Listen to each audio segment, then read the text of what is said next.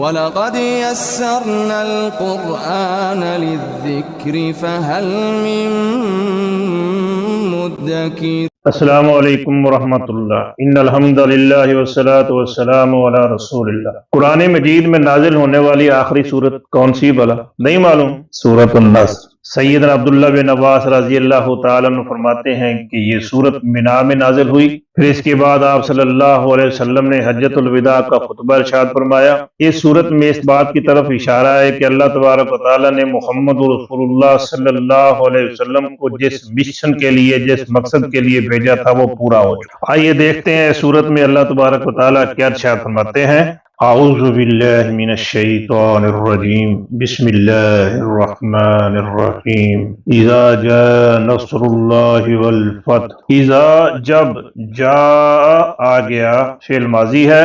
اذا اور جاء کو اکٹھا پڑھتے ہیں۔ اذا جاء جب آ جائے، نصر اللہ، نصر مدد، نصر اللہ اللہ کی مدد، والفتح وا اور الفتح خاص فتح، مراد اس سے فتح مکہ۔ فتوحات تو اس سے پہلے بھی بہت ہوئیں لیکن اس سے مراد فتح مکہ ہے۔ اذا جاء نصر اللہ والفتح، جب آ جائے اللہ کی مدد اور فتح، یعنی جب مکہ فتح ہو جائے۔ ورأیت الناس وا اور رأیتا آپ نے دیکھا۔ سورت کے شروع میں چونکہ اذا آ چکا ہے تو اس کا ترجمہ کریں گے اس کے مطابق، ورأیتا اور آپ دیکھیں، الناس لوگوں کو، مفعول ہے اسی لیے منصوب ہے، سین پر زبر آ رہی ہے۔ ورأیت الناس اور آپ دیکھیں لوگوں کو، یدخلون داخل ہوتے ہوئے، فعل مضارع ہے، فی دین اللہ، فی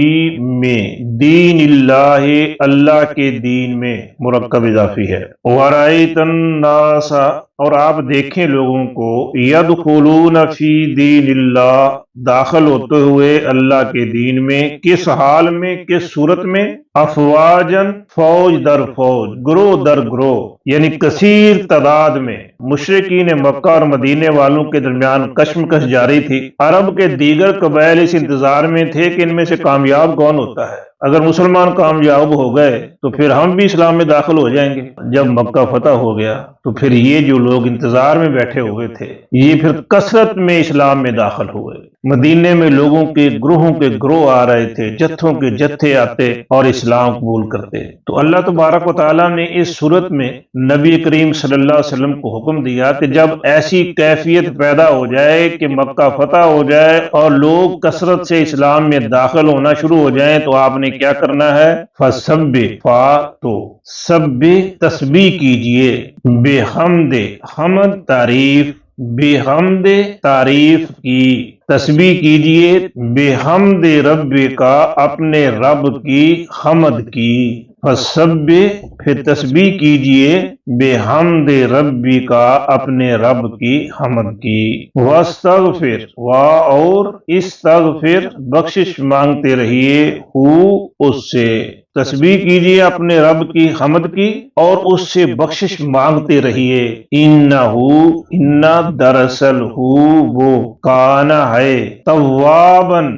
بہت زیادہ توبہ قبول کرنے والا۔ فَسَبِّحْ بِحَمْدِ رَبِّكَ پس تسبیح کیجئے اپنے رب کی حمد کی، وَاسْتَغْفِرْهُ اور اس سے بخشش مانگتے رہیے، إِنَّهُ كَانَ تَوَّابًا حقیقت ہے کہ وہ بہت زیادہ توبہ قبول کرنے والا ہے۔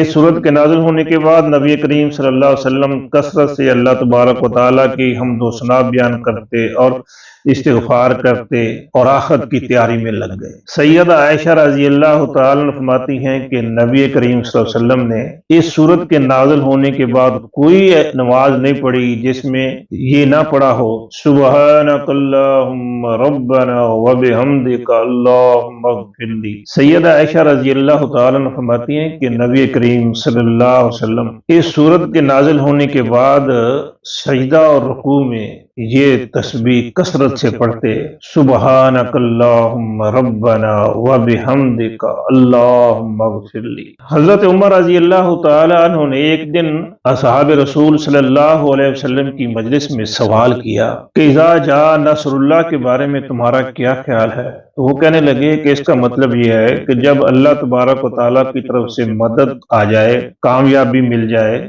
تو اللہ تبارک و تعالیٰ کی کثرت سے حمد و ثنا بیان کرنی چاہیے اور استغفار کرنا چاہیے۔ پھر حضرت عمر رضی اللہ تعالیٰ عنہ نے یہی سوال سیدنا عبداللہ بن عباس رضی اللہ تعالیٰ عنہ سے کیا کہ آپ کی بھی یہی رائے ہے؟ انہوں نے کہا نہیں، انہوں نے کہا کہ اس کا مطلب یہ ہے کہ یہ سورت نبی کریم صلی اللہ علیہ وسلم کی وفات کی خبر ہے، اطلاع ہے۔ حضرت عمر رضی اللہ تعالیٰ عنہ فرماتے ہیں کہ میری بھی یہی رائے ہے۔ اس سورت کے نازل ہونے کے چند ماہ بعد ہی نبی کریم صلی اللہ علیہ وسلم وفات پا گئے تھے۔